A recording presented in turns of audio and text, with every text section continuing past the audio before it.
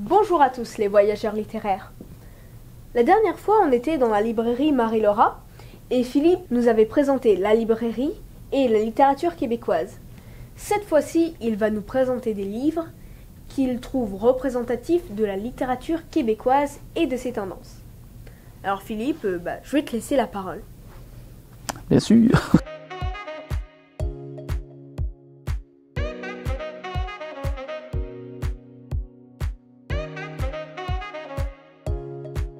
On va commencer par le plus vieux et le plus formidable. S'il faut en choisir qu'un seul, moi je recommande à tout le monde de lire L'hiver de force de Régent Ducharme. Peut-être le plus connu des Québécois en France, puisque ce livre-là est d'abord paru en Europe, justement, chez Gallimard. Sorti en 1973, ça raconte l'histoire de deux amis, qu'on ne sait pas trop si c'est un couple, si c'est un frère et une sœur. Tout ça est nébuleux, mais là n'est pas la question. La question, c'est pourquoi c'est représentatif de la littérature québécoise? C'est parce que ça met en scène des personnages dont le parler est particulièrement québécois. Leur parlure, le vernaculaire est particulièrement bien foutu parce que les péripéties qu'ils vont vivre dans le Montréal des années 60 est tout autant représentatif de la québécitude de ces gens-là, de l'époque, de la ville. C'est très drôle aussi. Il faut savoir que les Québécois ont un humour qui, sans être particulier, est à tout le moins proéminent. C'est quelque chose à noter. Puis ça se reflète aussi dans les livres qu'ils écrivent. Il va commencer par Régent Ducharme, qui a une façon abracadabrante de jouer avec les mots. Il y a un rythme ternaire qui est formidable à suivre. Il y a une façon toujours un peu de biais d'aborder les choses, de le faire avec brio, tout en étant capable d'être dramatique et dramatiquement drôle en même temps, ce qui est pas évident. Je continue avec ceci, qui est une trilogie, en fait, qui est 1984 d'Éric Plamondon, paru au Cartanier quelque part durant les années 2000. Et puis ça, pourquoi je trouve que c'est représentatif de la littérature québécoise? C'est parce que ça met en scène un narrateur qui essaie d'écrire un livre, mais qui, à tout bout de champ, décroche de son projet pour tomber dans des digressions. Puis ces trois livres-là, qui sont une trilogie, le premier est consacré à Johnny Weissmuller, le gars qui a fait le Tarzan dans le vieux film à l'époque. Le deuxième est consacré à Richard Brotigan, le grand nouvelliste, poète, romancier américain. Et le dernier est consacré à Steve Jobs.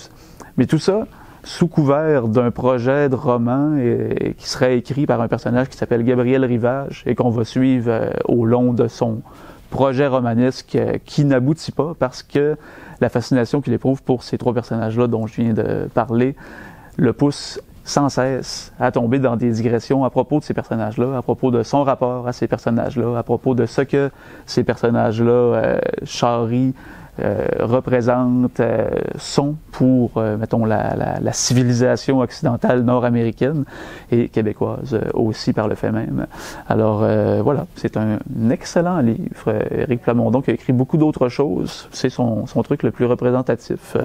Moi, j'ai beaucoup aimé. Et puis, ils viennent de le rééditer. Alors, c'est formidable. Alors, Geneviève Peterson avec La déesse des mouches à feu. Un gros succès de librairie depuis une bonne quinzaine d'années, je dirais. La suite vient de paraître, ça s'appelle La reine de rien.